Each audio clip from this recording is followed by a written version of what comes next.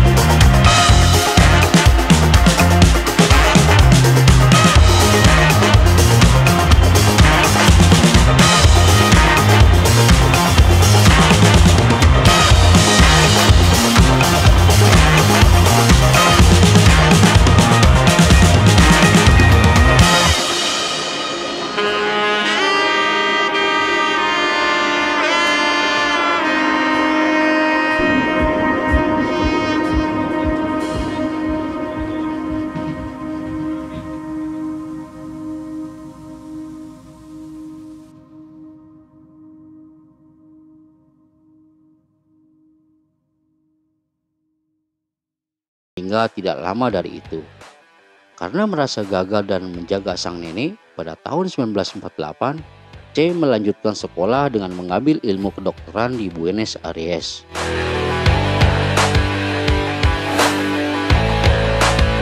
Padahal itu adalah bukan salah satu cita-cita Che. Che hanya ingin melihat dunia dengan bersekolah. Pada tahun 1949, Che mulai melakukan perjalanan seorang diri menggunakan motor rakitannya sendiri ke daerah Argentina.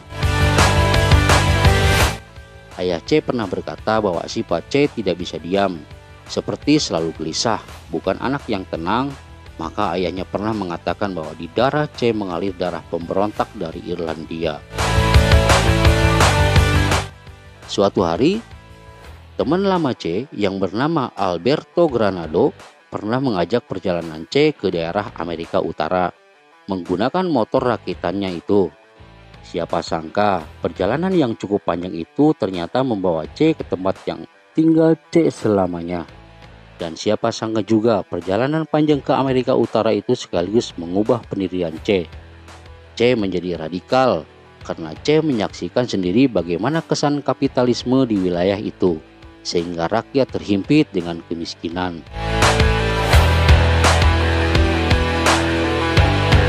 Che atau Guevara meninggalkan kehidupannya sebagai dokter, sekaligus meninggalkan keluarga yang termasuk keluarga berada, demi memperjuangkan nasib rakyat yang ditindas golongan elit. Guevara telah mengambil keputusan dan sebagian besar dalam reformasi sosial di Guatemala dan usia muda. Che semakin tidak bisa menahan diri ketika melihat rakyat ditindas pemerintah di negara itu. Jiwanya bergejolak untuk memberontak. Pengaruh kapitalisme sangat kental di negara tersebut, terlebih situasi ini disokong oleh pihak CIA. Ketika di Meksiko, Guevara bertemu dengan kakak beradik Castro pertama kalinya dan mereka mempunyai ideologi yang sama. Guevara menumpahkan segenap perhatiannya kepada masyarakat dan berniat akan menghancurkan siapa saja yang mencoba menindas rakyat jelata. Sewaktu revolusi Kuba, Guevara berhasil menggulingkan Fulgencio Batista, seorang pemimpin yang didukung oleh Amerika. Setelah selesai zaman revolusi di Kuba, Guevara dikatakan mulai menunjukkan sikap kejamnya sebagai pemimpin kerajaan baru. Disinilah bermulanya kisah hitam Che Guevara.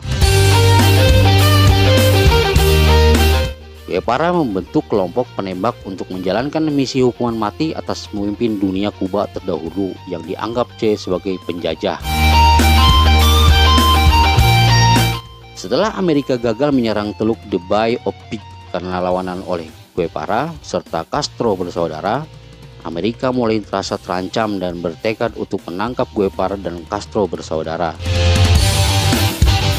Pada tahun 1965, Guevara telah berhasil memperluas ideologi revolusinya ke seluruh dunia dengan memperjuangkan hak asasi manusia serta mengutuk penindasannya terhadap rakyat. Che akhirnya diangkat sebagai sumber inspirasi pemberontakan di Meksiko dan Kuba. Akhirnya, Guevara ditangkap oleh CIA di Bolivia dan dijatuhi hukuman mati pada tahun 1967.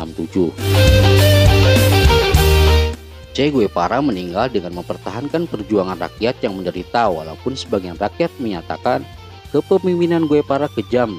Namun Guevara masih dianggap sebagai pahlawan bagi jutaan rakyat di seluruh dunia. Che Guevara meninggalkan legasi yang sangat dalam bagi revolusi perjuangan setelah kematiannya. Wajah ikonik terpampang di seluruh dunia serta sebagai simbol perjuangan rakyat. Walaupun sudah 55 tahun kematiannya, image ikonik Guevara masih sangat dekat di mata dunia sampai hari ini. Bagi bangsawan atau orang kaya raya mungkin sangat tidak suka akan perjuangan Che Guevara. Namun bagi rakyat miskin yang menderita dan tertindas, Guevara adalah pahlawan. Dan mereka berharap pemimpin masa kini akan membela nasib rakyat seperti Che Guevara.